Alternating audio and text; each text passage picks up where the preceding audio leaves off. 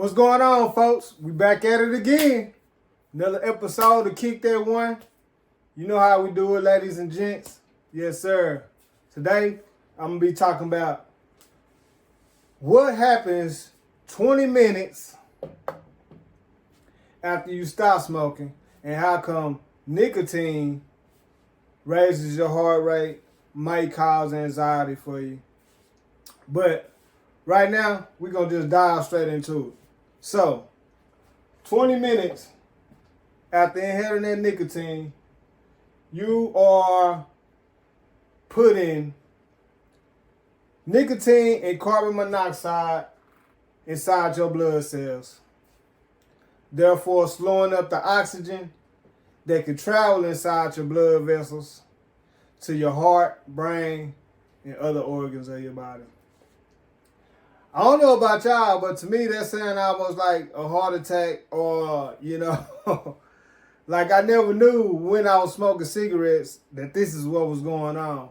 But since I've been doing what I've been doing, researching and talking to y'all, chopping it up, I've been finding out little bits and pieces of information, which, you can find this out on your own. This all this stuff is on the internet, but somebody like me got to put it together, put it all together and in a way that people can understand and really understand what's going on with their body and really try to motivate you just to quit. Like I said in one of my previous videos, it's easy to stop smoking. You can stop smoking today and pick it right back up tomorrow. But when you quit smoking, you're making a decision that you're not picking it back up ever again. And that's the decision that I made myself. And it's, a decision that I want many of you to make too, just quitting smoking, period, And then for the people that's never smoked and don't want you to start smoking, and for the people that are smoking, vaping, smoking weed, smoking, period, just try to motivate you to stop, quit, kind of wean your way off of it, but it's all up to you. It starts with the person, It started with me, and now I'm leading out to other people and trying to get them to start, and and when they get to the point that I was at, of wanting to stop and quit, hey, somebody will be there to help you along the way, and that guy's gonna be me. But like I said, 20 minutes after you stop smoking, or 20 minutes when you first start, the nicotine, like I said, nicotine and carbon monoxide into your bloodstream, traveling through your blood cells, right? So a lot of people don't know why they stay in the loop of steady wanting to smoke and steady wanting to smoke, don't ever get to take a break, from smoking. And if you can really get past this first part, with the 3-3-3 rule, 3 days, 3 weeks, 3 months, because after those 3 days, the nicotine and the carbon monoxide is going to leave your body. But before that battle, you got this battle, 20 minutes, like I said, to an hour, finishing your last cigarette, what goes on, and how come you might feel like you got to smoke another one and you want another one. That's how people run through so many packs a day, unless they busy. You notice once you get busy and once your mind busy on something and you're doing something else or some type of activity, you don't smoke as much. I know a lot of people probably don't smoke as much as at work unless they probably got an outside job where they could just smoke at will, you know what I'm saying? But you like me, warehouse job, you got to go outside to take a break and wait then. So, with that being said, that's a battle in itself. So 20 minutes after that, your heart rate drops.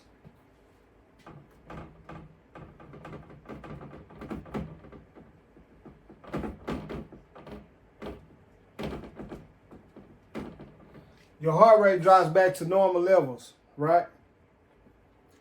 So when your heart rate drop back to normal levels, you may feel a little anxious, a little anxiety, because before, when you first started and you first hit that cigarette, it raised your heart rate and your blood pressure. Let's put that up here.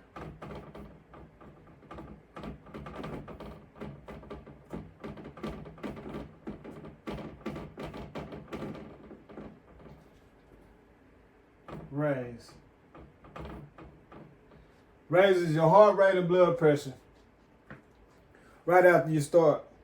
20 minutes later, your heart rate, blood pressure drops back to normal levels, which probably causes you anxiety.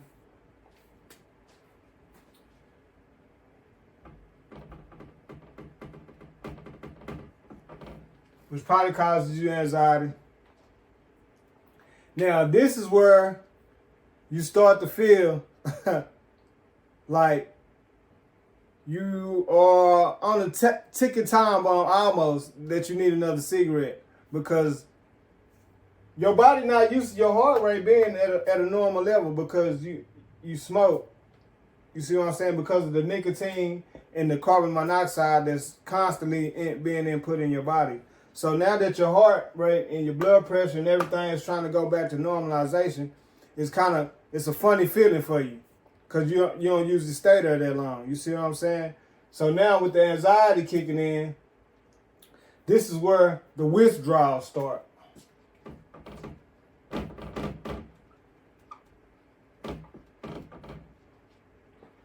This is where the withdrawals start to make you feel like, oh, I got to go and smoke me a cigarette. I need to. And people start to get antsy. You see what I'm saying? Like I said, this is what keeps us in the loop. The withdrawal. This is what keeps us in the loop of steady wanting to come back and smoke cigarettes, right?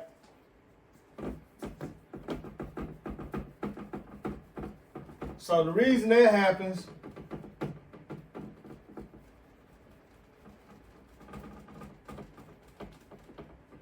is because nicotine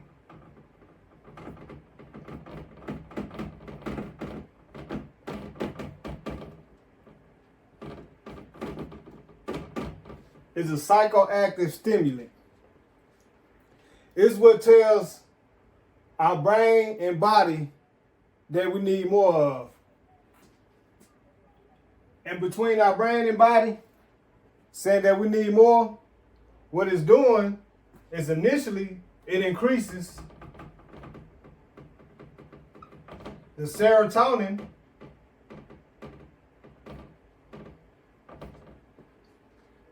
making us feel happier. And in true reality, that's not what it is, folks. Along with that serotonin being released, also what you get, make you feel good, make you say yes, make your brain say yes, this is what I want, this is what I want. The main thing, the big thing,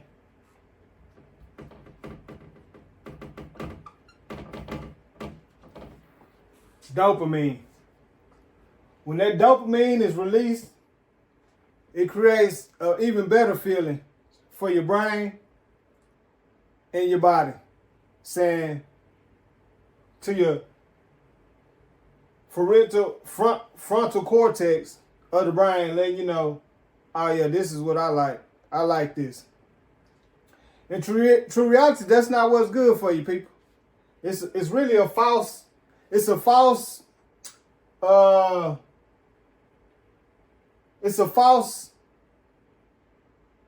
Well, I want to say not alert, but a false signal that's traveling through your brain, through your receptors, through your synaptic,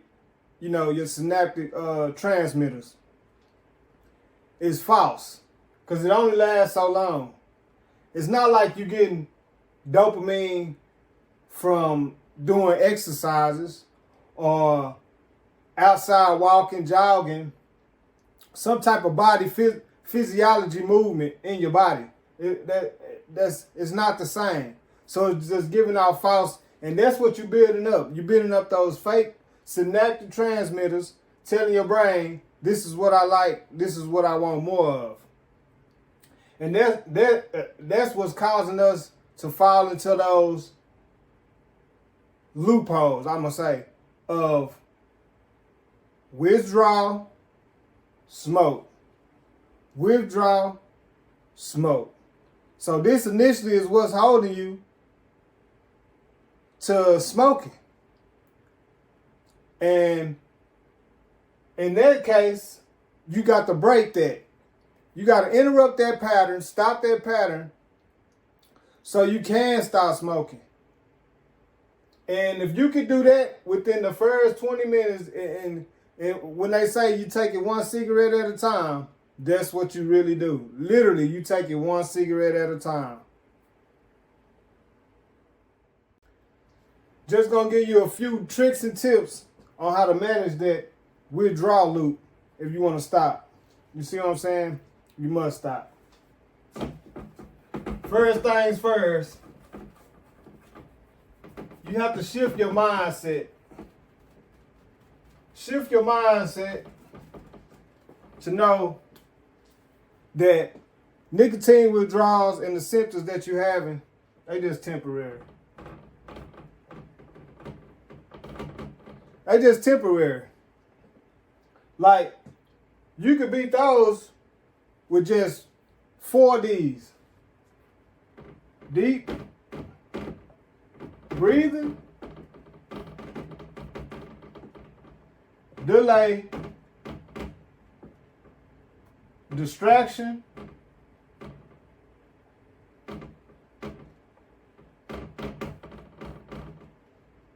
and drinking water.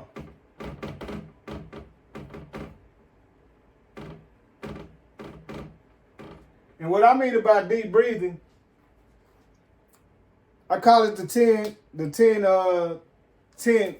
rule. You know, 10, 10, 10, you could say. Taking time out, take you about 10 seconds, stop, gather your thoughts, let your thoughts gather. Breathe in deep through your nose, blow out through your mouth. Do that about 10 times. That's what I mean by deep breathing. Then, delay.